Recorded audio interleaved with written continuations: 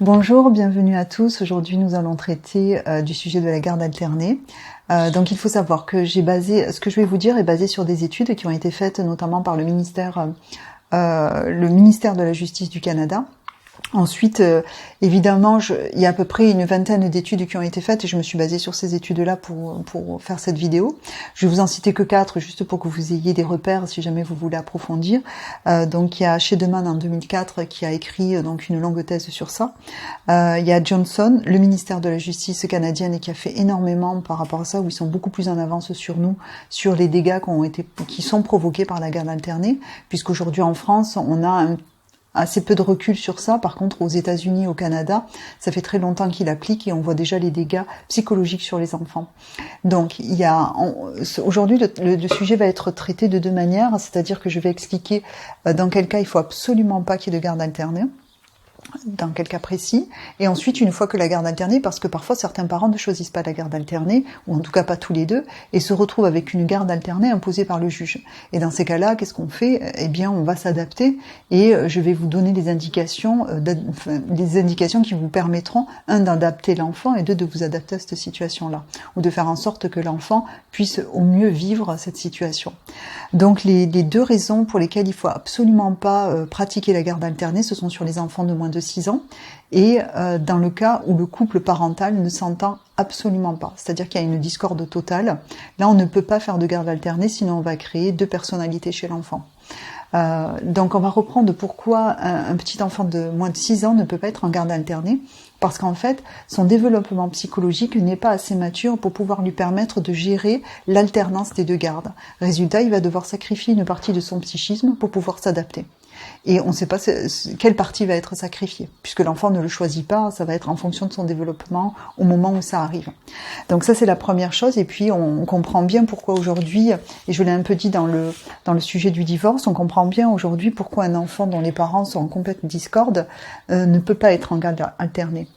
Puisque l'enfant va passer une semaine non l'autre, c'est-à-dire un temps équitable chez l'un et chez l'autre, avec des règles complètement différentes, avec des personnalités différentes, et avec aucune communication et aucune unité sur l'éducation qu'il reçoit. Et ça, on va dire que c'est les principales bases pour que l'enfant se dissocie, c'est-à-dire qu'il scinde sa personnalité en 2, et qu'on se retrouve avec 2 personnalités distinctes, une chez papa et l'autre chez maman. Donc en fait, ça c'est vraiment à proscrire et à éviter.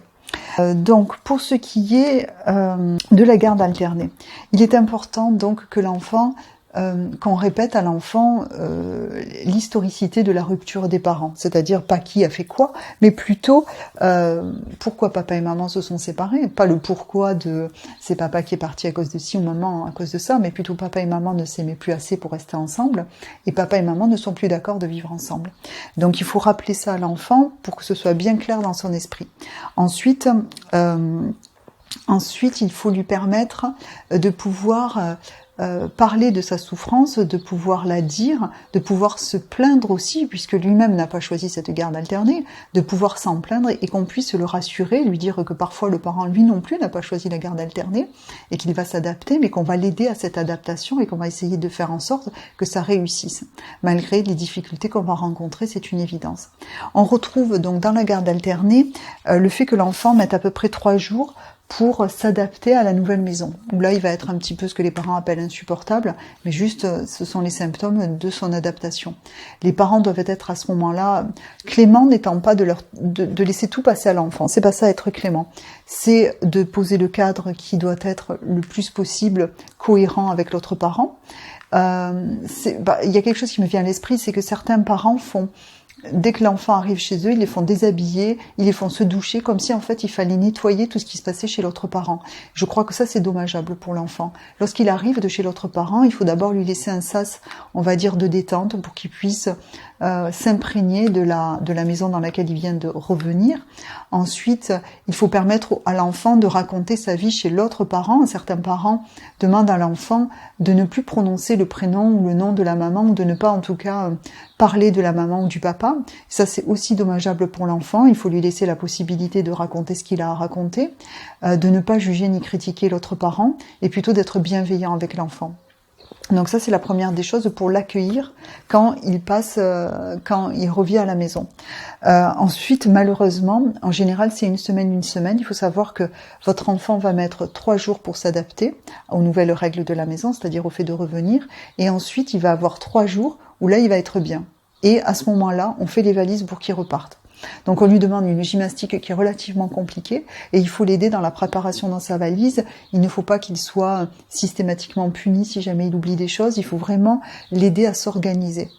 Il faut essayer de dédramatiser aussi. Pour un enfant, c'est relativement difficile de faire...